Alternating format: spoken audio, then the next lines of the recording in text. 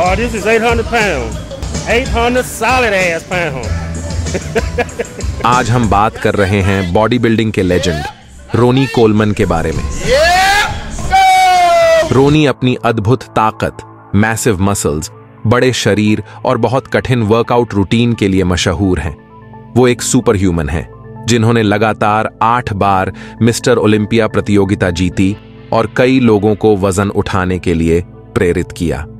अगर आपने उनका बायोग्राफी वीडियो नहीं देखा है तो मैं कमेंट सेक्शन में नीचे एक वीडियो लिंक डालूंगा, उसे बाद में जरूर देखें। लेकिन ये वीडियो उनकी ट्रॉफी या मसल्स के बारे में नहीं है। इस वीडियो में हम बात करेंगे कि कैसे कई सालों के उनके बहुत कठिन वर्कआउट रूटीन का उनके शरीर पर असर पड़ा।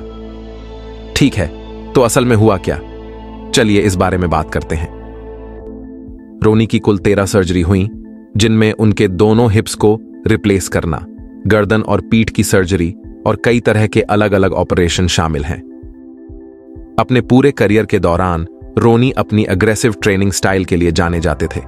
वो ऐसे हैवी वेट्स उठाते थे जिन्हें छूने की हिम्मत भी ज्यादातर लोगों की नहीं होती थी। वो खुद को एब्सोल्यूट लिमिट तक पुश करते थे। हालांकि इससे उन्हें बहुत बड़ी जीत मिली, लेकिन उनके जॉइंट्स और हिप्स पर भी इसका इमेंस स्ट्रेस पड़ा। समय के साथ ये स्ट्रेस जमा होता गया, जिसके कारण उन्हें कई पेनफुल इंजरीज आईं। 2006 में रोनी का पहला हिप ऑपरेशन हुआ। कुछ समय तक वो कंपटीशन करते रहे, लेकिन दर्द झेलना बहुत मुश्किल होता गया। आखिरकार 2007 में अपनी 8वीं ओलंपिया जीत के बाद रोनी को दिल तोड़ने वाला फैसला लेना पड़ा, रिटायर होना। लेकिन रिटायरमेंट मुश्किलों का अंत नहीं था। आगे और भी सर्जरियां हुई, दोनों हिप्स की रिप्लेसमेंट और कई घुटने के ऑपरेशन।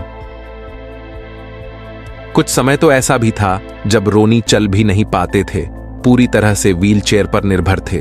बॉडी बिल्डिंग की दुनिया पर राज करने वाला ये आदमी घुटनों के बल आ गए थे और दोबारा चलने की उम्मीद भी खो चुके थे।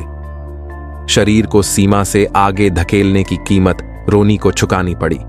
ये सब शुरू हुआ कम उम्र में वजन उठाते वक्त उनकी पीठ के निचले हिस्से में दर्द से।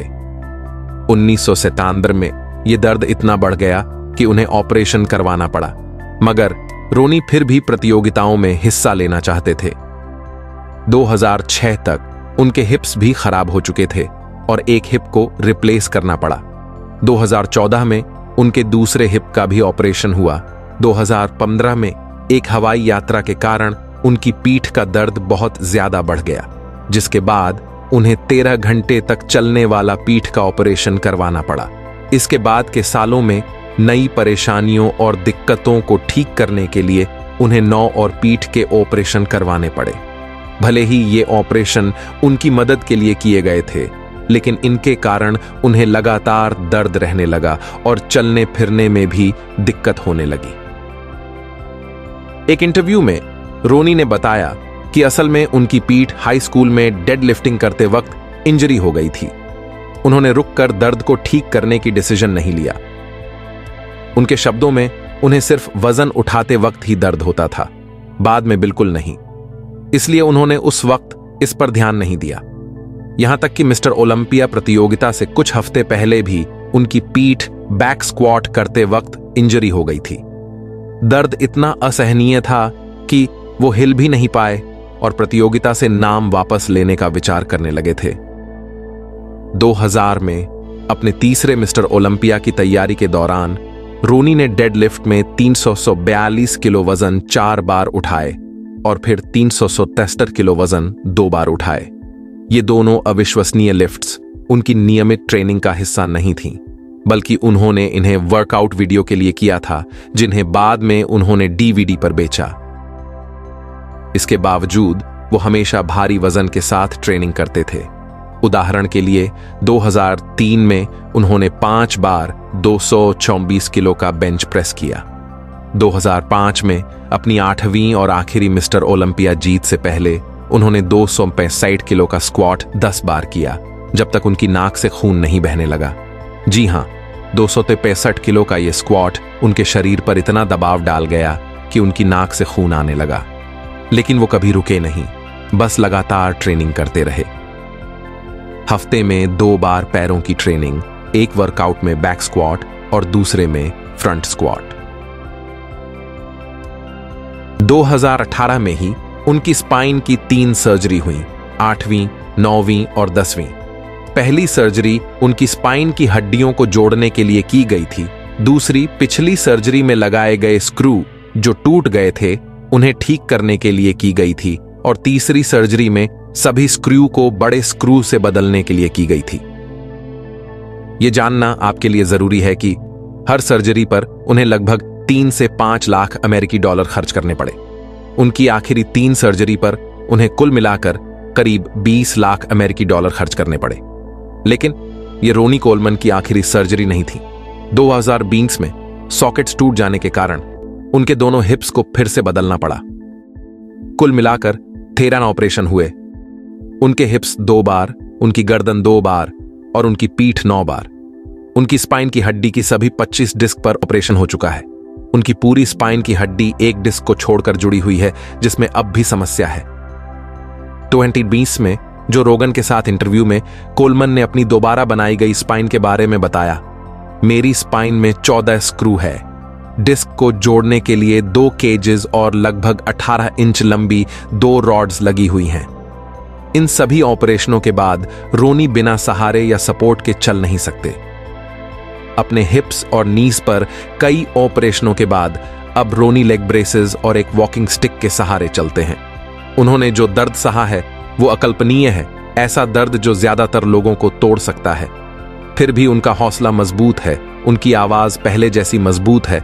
बॉडी बिल्डिंग के लिए उनका प्यार उन्हें आगे बढ़ाता रहता है। दोस्तों, अपने शरीर की सीमाओं को जानना और व्यायाम करते समय सावधान रहना बहुत जरूरी है। आज रोनी कोलमन बिना सहारे केवल थोड़ी ही दूर चल सकते हैं। इससे ज्यादा चलने पर उनकी पीठ में नर्व्स के वीकनेस के कारण उनके पैर बहुत कमजोर पड़ने लगते हैं, लेकिन फिर भी वो नियमित रूप से वर्कआउट करते हैं, हालांकि हल्के वजन के साथ ही, और अभी भी एक बॉडी बिल्डर के डाइट प्लान को फॉलो करते हैं। हालांकि अब वो दिन में केवल 3 बार ही खाते हैं। पहले कंपेटिटिव बॉडी बिल्डिंग के तौर पर वो एक दिन में 6 या उससे ज्यादा बार खाते थे।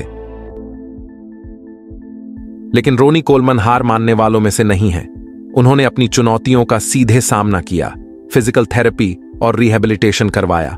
उन्होंने सोशल मीडिया पर अपनी इस यात्रा को बताया, दुनिया को चैंपियन की मुस्कान के पीछे के संघर्ष को बतलाया। अपनी सभी बड़ी जीतों, चैंपियनशिपों, संघर्षों और असफलताओं के बावजूद रोनी का संदेश पॉजिटिव ही रहा। उन्होंने शरीर की सुनने और अपनी सीमाओं को स्वीकार करने के महत्व के बारे में बात की। उन्होंने ईगो से वजन उठाने के बजाय सही फॉर्म और तकनीक पर जोर दिया। रोनी न सिर्फ बॉडी बिल्डर्स के लिए बल्कि जीवन में किसी भी तरह की चुनौतियों का सामना करने वाले किसी भी व्यक्ति के लिए प्रेरणा बन गए। तो बात यह है, सफल बॉडी बिल्डर बनने के लिए आपको रोनी कोलमन बनने की जरूरत नहीं है। आपको सबसे भारी वजन उठाने या खुद को चोट लगने की हद तक धकेलने की जरूरत नहीं है।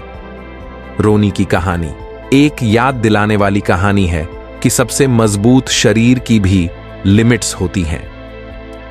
दोस्तों, यह समझना जरूरी है कि यह वीडियो इस बारे में नहीं है कि आपको क्या नहीं करना चाहिए या क्या करना चाहिए, बल्कि यह आपके शरीर की सीमाओं की लिमिट्स को जानने के बारे में है। मैं यहीं पर यह वीडियो खत्म नहीं करना चाहता। मैं एक फिटनेस एंथुसियास्ट या बॉडी बिल्डर के रूप में 5 महत्वपूर्ण बिंदुओं को शेयर करना चाहता हूं, जिन पर आपको सुरक्षित रहने और अपने शरीर और उसकी सीमाओं को समझने के साथ साथ अपने फिटनेस लक्ष्यों को प्राप्त करने के लिए विचार करना चाहिए। तो मेरे सभी युवा बॉडी बिल्डर्स और फिटनेस एंथुसियास्ट जो ये वीडियो देख रहे हैं, उनके लिए इस वीडियो से कुछ महत्वपूर्ण सीख है। अपने शरीर को सुने। दर्द एक संकेत है, सम्मान का प्रतीक नहीं है। अगर कहीं चोट लगती है तो रुकें और उसका इलाज कराएं। अपने लक्ष्यों को प्राप्त करने का हमेशा एक सुरक्षित तरीका होता है। फॉर्म पर ध्यान दें। चोटों को रोकने के लिए सही तकनीक महत्वपूर्ण है। किसी सर्टिफाइड ट्रेनर से गाइडेंस लेने में संकोच न करें। परफेक्शन से ज्यादा कंसिस्टेंस इंपॉर्टेंट है। कंसिस्टेंस ही सक्सेस की छवि है। धीमी शुरुआत करें, धीरे धीरे वजन और इंटेंसिटी बढ़ाएं और सबसे भारी वजन उठाने की बजाय सही फॉर्म को इंपॉर्टेंस दें। एक्सपर्ट्स की बात सुनें। प्रोफेशनल ट्रेनर्स के पास जानकारी का भंडार उपलब्ध है। सही वर्कआउट तकनीक, न्यूट्रिशन और रिकवरी को समझें। एडजस्ट करने से मत घबराएं। आपकी फिटनेस यात्रा जीवन भर चलने वाली है। जैसे जैसे आपका शरीर बदलता है, वैसे ही आपके वर्कआउट भी बदलने चाहिए। हेल्थी और चोट मुक्त रहने के लिए अपनी दिनचर्या को समायोजित करें। रोनी कोलमन की कहानी अविश्वसनीय उपलब्धि की कहानी है, लेकिन यह सभी के लिए एक जीवन सबक भी है। यह एक याद दिलाने वाली बात है कि असली ताकत सिर्फ इस बारे में नहीं है कि आप कितना वजन उठा सकते हैं, बल्कि यह इस बारे में है कि आप कैसे चुनौतियों को पार करते हैं। स्मार्ट तरीके से ट्रेन करें, अपने शरीर को सुनें और इस प्रक्रिया का आनंद लें। याद रखें, फिटनेस एक मैराथन है, स्प्रिंट नहीं। सुरक्षित रहें, केंद्रित रहें और आगे बढ़ते रहें। इस वीडियो को दोस्तों और परिवार के साथ शेयर करें और महत्व फैलाएं। मैं आपको हमारे अगले वीडियो में देखूंगा। तब तक के लिए गुड बाय।